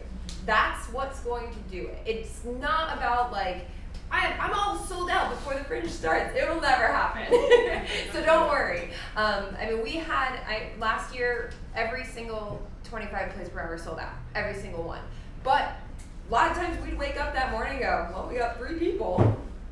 Yep. And then every single day, it would sell. My worst selling show last year, the one I had a late night show that I was just absolutely panicking about because I didn't have a single ticket sold and it was coming up and I was, oh god. And so I put out a discount code and I put it all over Facebook. Mhm. Not only did we have our best audience, we nearly sold out that night, but we had the most non-discounted, the most full price tickets sold of any other Mhm. show. Weird. Yeah. Yeah. But also prioritize, is it more important to have full houses or to make money? And if you have to make money for like recompensation purposes, that's valid. There's no reason to ever have an empty house. Like you can always have an audience if you're willing to give tickets away. Yeah, walk into Fringe Central and grab people and say, hey, if you're free for the next hour, my show starts in 15 minutes, or have someone on your team do that, because that's part of the goodness of Fringe Central. It's such a gathering place where everyone's drinking, hanging out, and talking about their shows, and they probably are waiting for a show that's 2 hours away. You can snag And that it's- time in between. Yeah, and it's finding a way to have fun and having your audience engaged, having fun before they even come in. You know, like last year, we mentioned it briefly, but last year we did a 25-yard marathon, which is of course ridiculous. We did it right in front of Fringe Central before it was a paid store. Cry. We grabbed people. We just grabbed people. People coming out of Fringe Central. Hey, we're doing a thing. You want come be part of our thing? You get a medal because we had all these little medals, and we had little goodie bags where it was like some candy and a little medal and a postcard for both of our shows. We did it about 20 minutes before our show that day. And we had everyone run a 25-yard marathon. We gave everyone prizes and said, great, thanks so much for being part of this. Come to your show in 20 minutes. Absolutely pack the house. So like, you can just do, you can do fun creative things and you don't have to stress out about pre-sales. You know, Absolutely. another thing that I do every year, I have 2 different ticket prices. There's an online price and there's a door price. And all of my postcards and business cards have a code word that gets you $3 off. So my show costs $12. If you walk up and pay cash, you're going to pay $15. And I do that to encourage people to buy their tickets ahead of time so that I can see the numbers and so that I can feel more confident people are coming. It's a great idea. Yeah, they're one of the worst feelings in the world is just like it's an hour before the show and you have 1 ticket sold or none. It's just what did I do? What should I do? I don't know what to do. I did everything I was supposed to do and when you should be focusing on other things. Which is why you have a helper to worry about it when you Yeah. get to an hour before the show. Please delegate. I was just gonna say that for me, by and large, people who came to my show were people who I had personally interacted with, either come to see their show or friends who I had to just keep reminding on email or Facebook, like, hey, I got one more show, and I just had to be almost, just people need to bug people basically, but I had many less people that were just heard about it somehow. I mean, I won best solo show and they extended for 2 shows, and then I sold like almost no tickets, and I was freaking out because I thought I'm gonna have these special added shows that are totally empty. So I had to just go back and say, okay, what were the friends that like said they wanted to come but never got around to it, and just really, Spreadsheet. Yeah. You have to do it. There you go. So many hands. Okay, back to the site. Go ahead. I'm Sandy Manson, 21st Century Maryland. Have any of you done a fundraising campaign such as Indiegogo or Kickstarter? And if so, what do you do to get your campaign to fly? Know a lot of rich people. Stay engaged with your audience and the people you know and the people that your team knows. Stay present and talk to them every day. Like, approach them all individually and not in a kind of gross read my postcard way, but in a genuine, this is something that means something to me, and here's how it might improve your life if you were able to see the show. I've heard of others. We haven't done a campaign for our company, but I've heard of others selling tickets in advance, because you can, I think, sell 50% of your tickets off the Fringe website, away from the Fringe website. So you can, as a donation, they can make a donation, and you can give them tickets in return. So that's a way you can get some budget up front, and that helps. Yeah.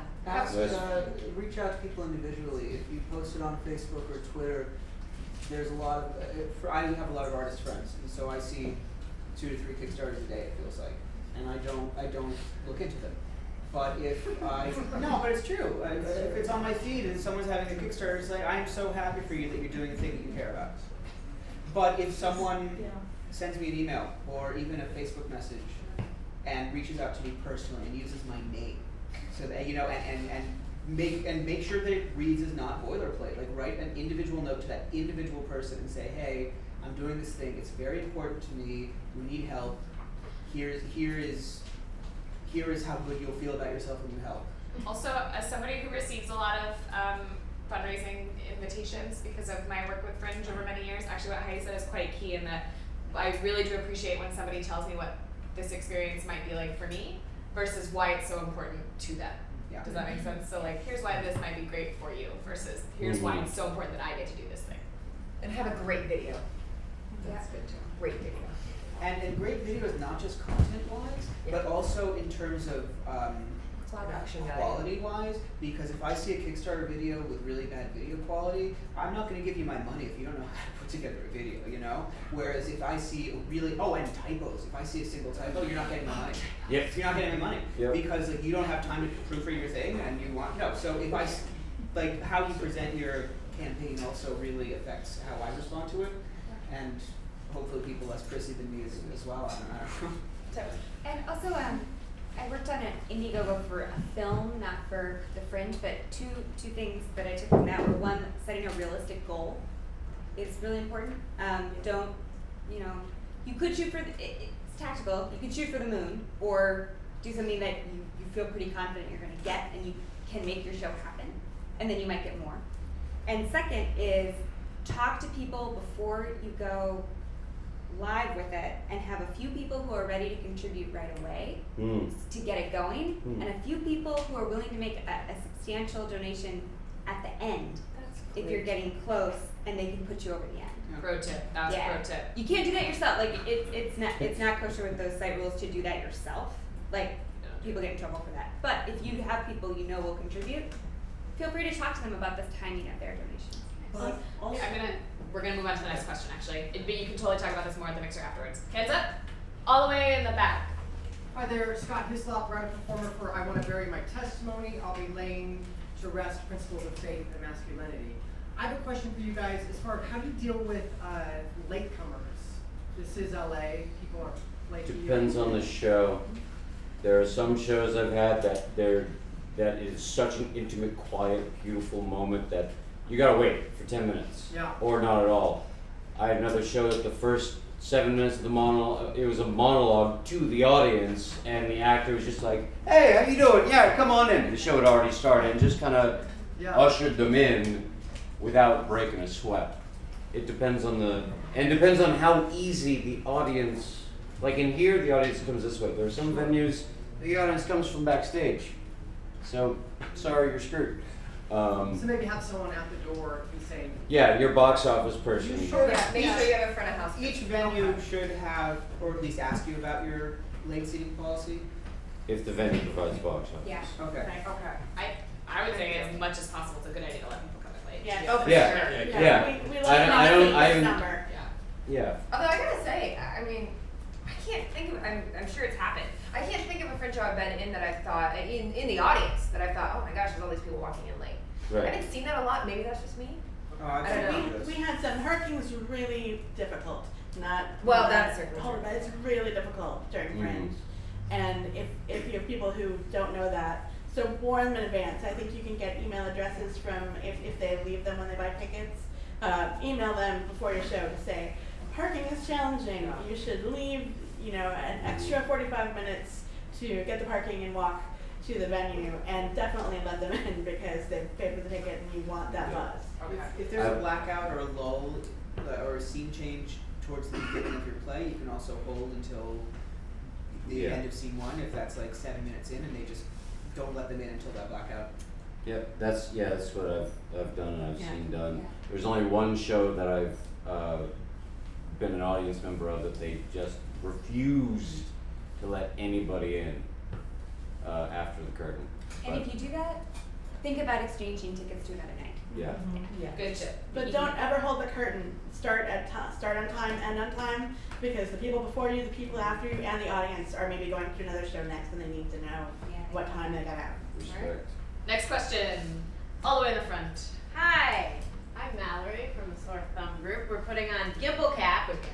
I would like to know if you guys have experienced any access, accommodations, awareness for your productions, like wondering to make sure your audience might know if it's wheelchair accessible, if you're doing any sign language interpretation, if there's any recorded verbal speaking of what's on stage for the blind. I'm wondering, has that been done? Is anybody doing that?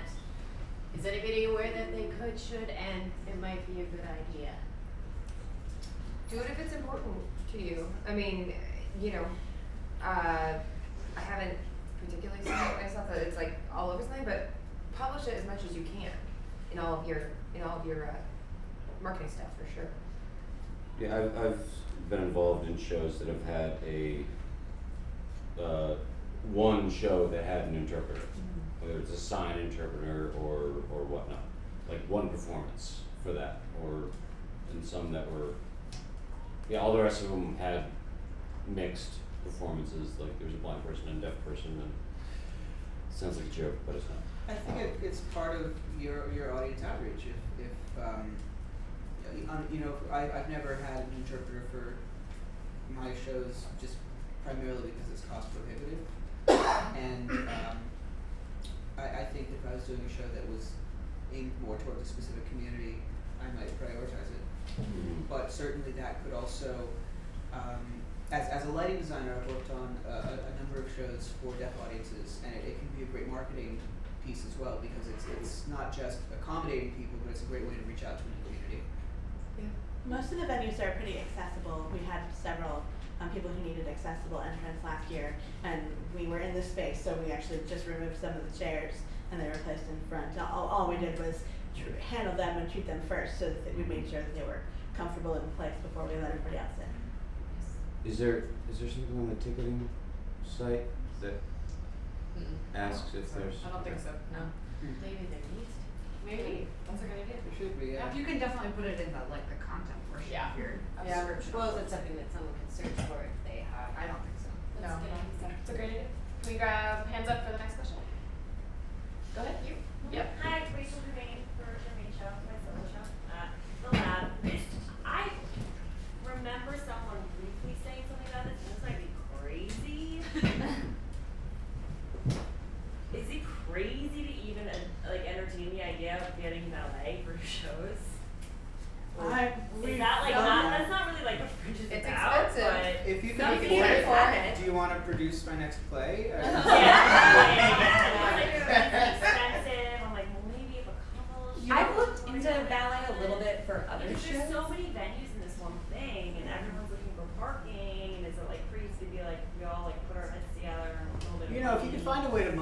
realize that. I mean, to be completely honest, like as an independent fringe partner, if you set up a ballet company for everyone at the festival, I mean, that's yeah, but that would in be terms of here's my response to that: is you get what you get and you don't get upset. Like Hollywood Fringe is a big cluster fudge of people seeing shows in an area with awful parking. Take the metro. Yeah, like convince them to carpool and take the metro and take bikes and don't.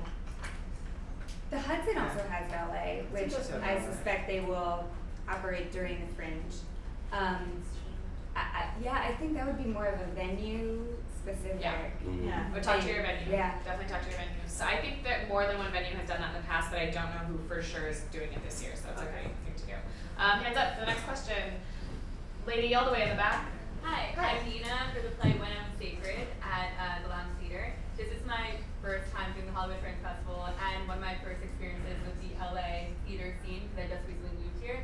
So all this is like very new and I'm wondering if you have any recommendations in order to delegate, to find like designers or people in tech that aren't just friends. Like is there an outlet with people who want to Yeah, come talk to me at the mixers. Big Fringe Big Cheap at Yahoo.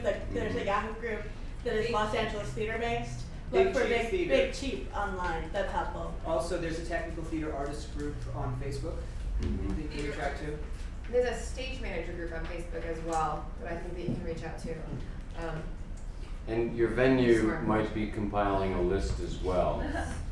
I have a personal list of designers and stage managers that I've worked with in the past that I'm more than willing to go here, pay them. Yeah.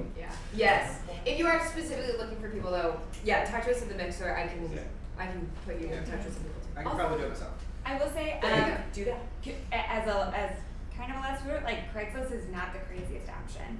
I got hired originally as a stage manager with the company I'm with now through Craigslist. So yeah, That's awesome. so it happens. I have one other like big time theater friend and contact who I get a lot of work from, and I met her through Craigslist too. So it happens. Awesome. You could also try hollywoodfringe.org/forum.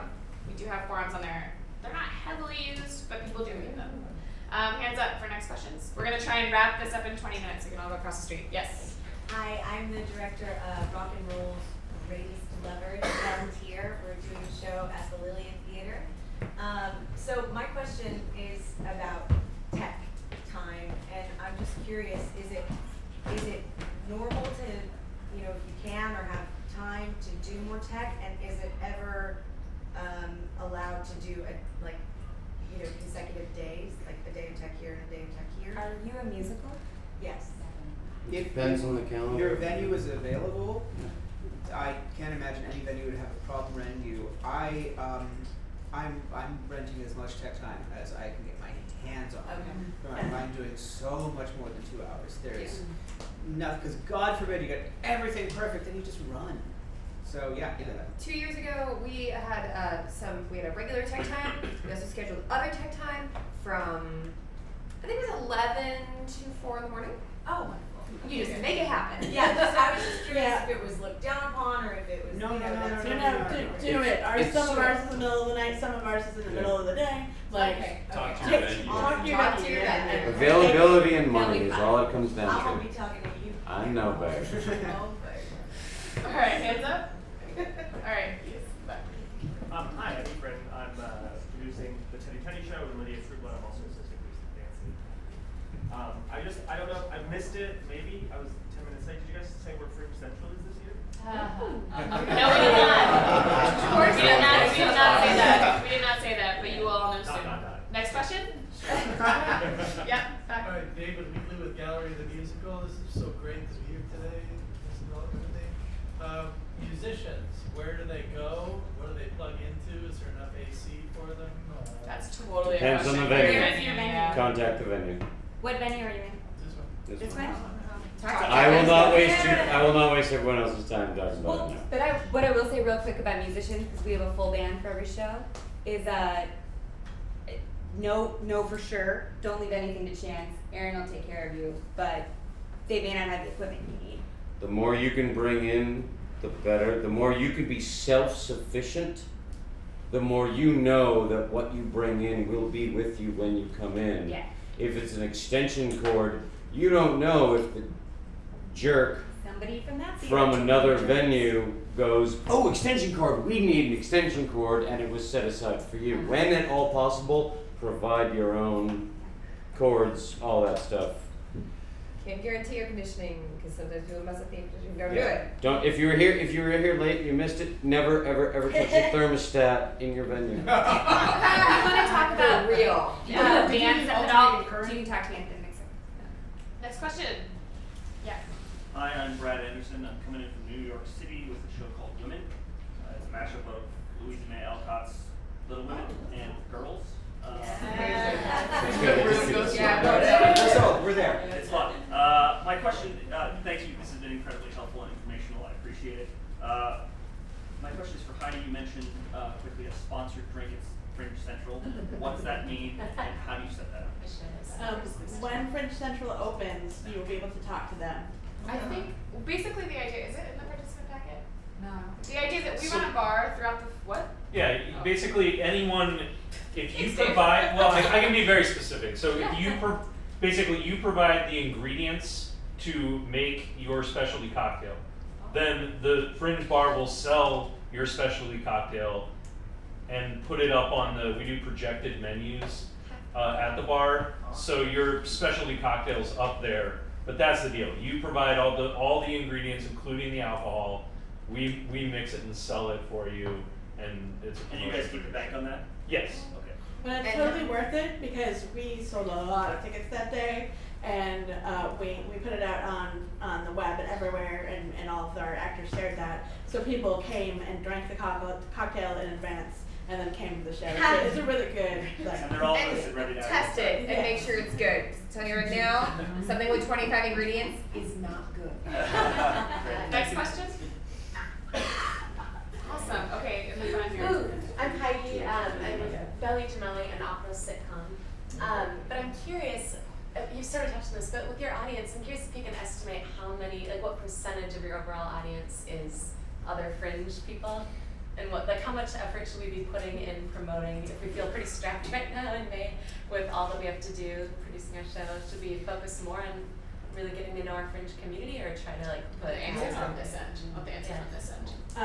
Definitely spend time with Fringe on social media. Here at all of the events that are happening, make sure you have someone in every one of them. That's how we got to know everybody last year. That's how we went from who are they to I'm on the panel this year in 1 year. So talk to as many people as you can. From Fringe, we probably had a good 50% Fringe, 40% people we knew, 10% people who heard of us. Okay, cool. I had 22 audience members last year that I didn't know where they came from. Yeah. My entire row. I love Spreadsheets. There are people who are involved in the Fringe community also who are not just participants, like people who just come around every year and you'll get to them quite quickly. Like it. You'll be back. We're back, Fringe. Back for Fringe? Yeah, you'll be here. All right. Next, I'm gonna go back to this other room. Yes. Hi, I'm Jim. The show is Death by PowerPoint. I just want someone to talk about their experiences getting a play published. That's a super specific. I can talk a tiny bit about that. It wasn't me. It was our managing director, who is my husband though, so I can talk a little bit. He wrote a show called Super Psychic the Musical, which is a children's musical. We did it the second year at Fringe for Fringe Family. We did make it completely pay what you want, which was awesome for Fringe Family, by the way. So that got a ton of people in there, got a lot of great buzz, a lot of fabulous pull quotes. From there, he submitted it to a lot of different publishing companies, but he ended up with Samuel French. And it was over a year, I believe, until he heard back from them. But he just kind of kept in touch, like, hey, still here.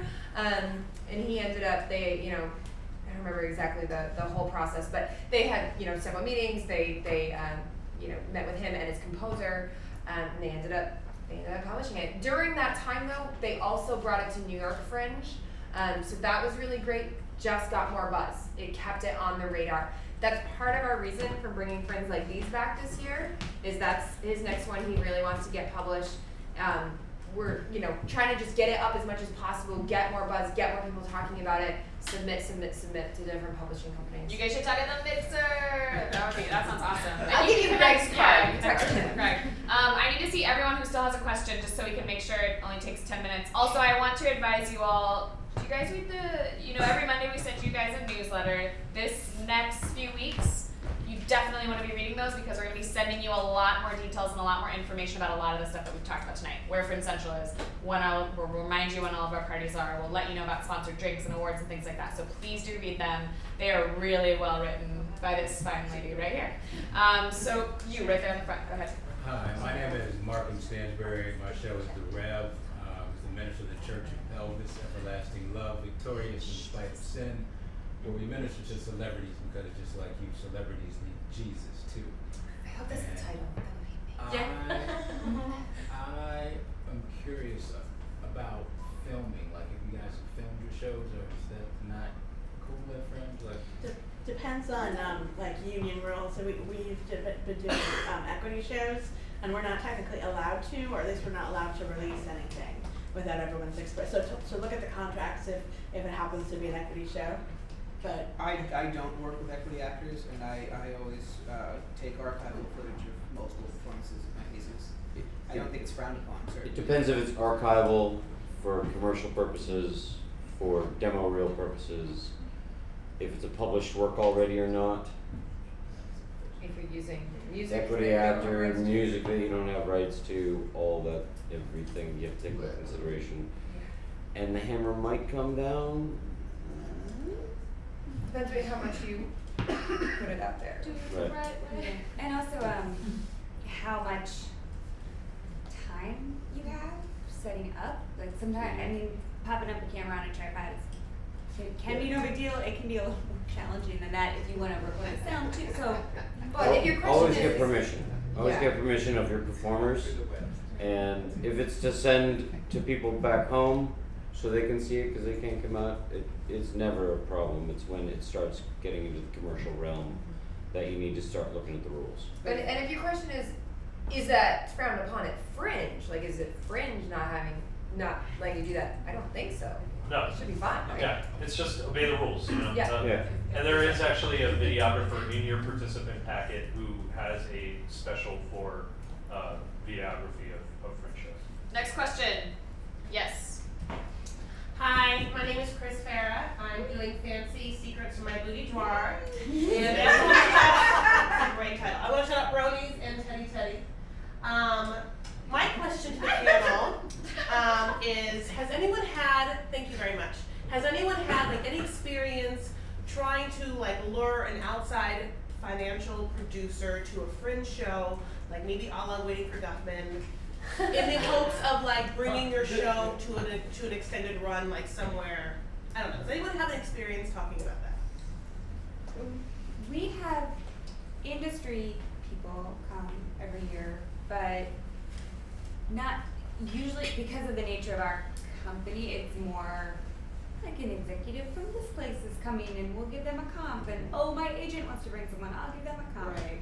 So it's been a little more like that rather than investors for that Right. show. We had the artistic director of South Coast Repertory come last year to both of our shows.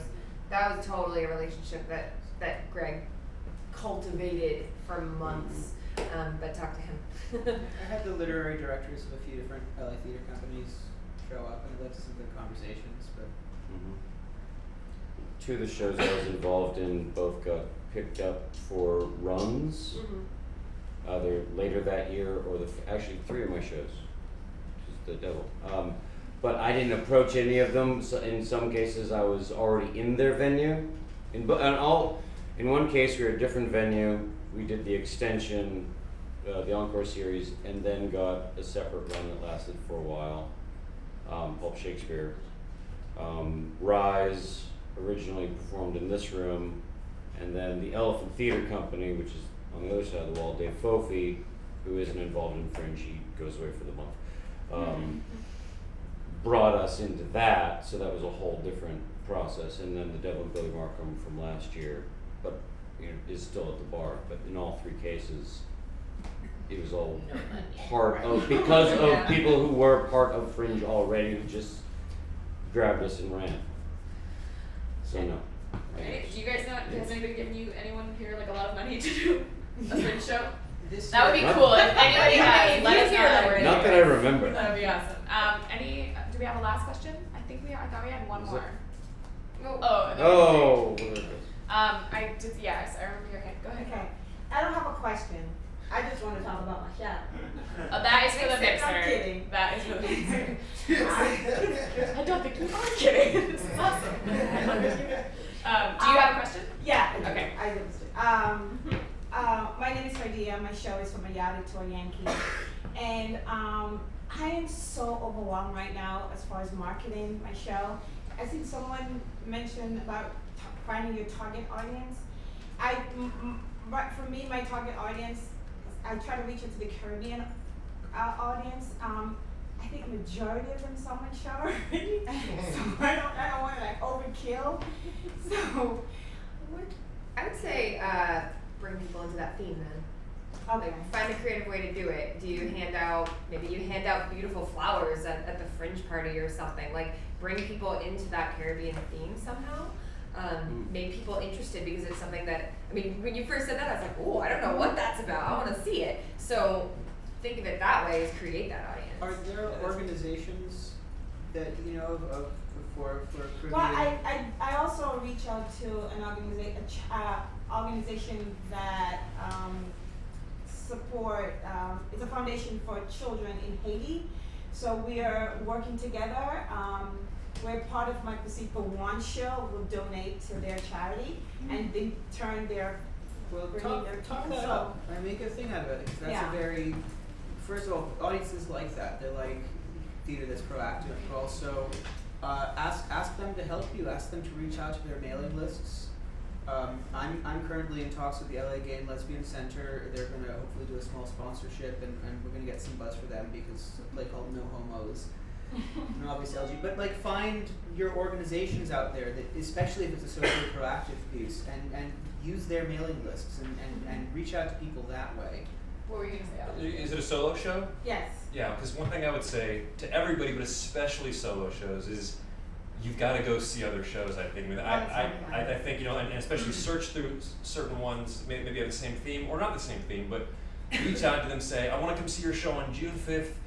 Can we do a comp swap? You know, 1 for 1. Then if they say yeah, then you've automatically got one person, and you just get in touch with as many people as you can. Use the website, use Twitter. But I think, and if you're showing up at 25 shows, people are gonna be like, oh, who is this girl? I want to see her show. She's so supportive, and to me that was the biggest thing for me that worked. So yeah, definitely. I think I was the one who said target audience, and target audience is great.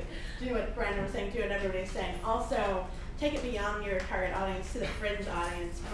Bring us into that, like Jenn was saying. It's definitely Fringe is going to be your biggest. We're all around you already, you know, and it's like we're so Mm-hmm. accessible. I think it's so much easier in some ways to just go that route. I mean, and also find people, you know, out there, but in this room, it's a whole audience for you. Absolutely. Thank you. Anybody else? Any other questions? Any other questions? I'm sorry, I have to go. Thank you, everybody. All right, go for it. My name's David Rodwin. My show is Total Novice, a monologue about the craziest night of my life and how I was completely unprepared for it. And I was wondering, has anyone ever given out free drinks, like alcohol, for their shows? Or is that friendly? I'm going to actually answer that question because there are a lot of rules about that, and you definitely need to talk to your venue. Okay. And like, I would, like, no, basically, but yeah, you guys. Unless somebody has had an experience where like it was totally fine. Well, we haven't given them out. We made a deal with the audience when we first did 25 plays per hour, and we were sweating out the time, that if we went over an hour, we would buy everyone a drink at Fringe Central. Which was going to be an ass load of money, and so we never went over. But, so there's that. It was fun. Did anybody else give out drinks at their venue? And was it fine? I think that pretty much. I think it has happened. Last year I went to see Show at the Lab, and it was during Fringe, and we went to the Lillian, got a cocktail, game over. So I guess. But I would talk to your venue just to make sure that they're not going to get in trouble if that happens. Yeah, in terms of cost-benefit analysis, like the plus of giving out free booze versus the minus of getting caught doing it illegally or to a minor, like I Yeah. wouldn't want to take that. I was at a show, they gave out free candy, which people are also excited about. Slightly less so, but it's nice too. You could probably make a deal with the Fringe bar to purchase drinks from the bar and like some kind of, I don't know, like, I don't know. Tickets, maybe. Like drink tickets, and that way they, at their discretion, people get carded, but. It's gonna be expensive. That would be a question for support at hollywoodfringe.org. Anybody else have a question? That's a good idea. Yeah. Okay, this is the last one. Go for it. Last question. David Wheatley again, is it a good idea to name a drink after your show? Yes. Yeah, it was great for us. There you go.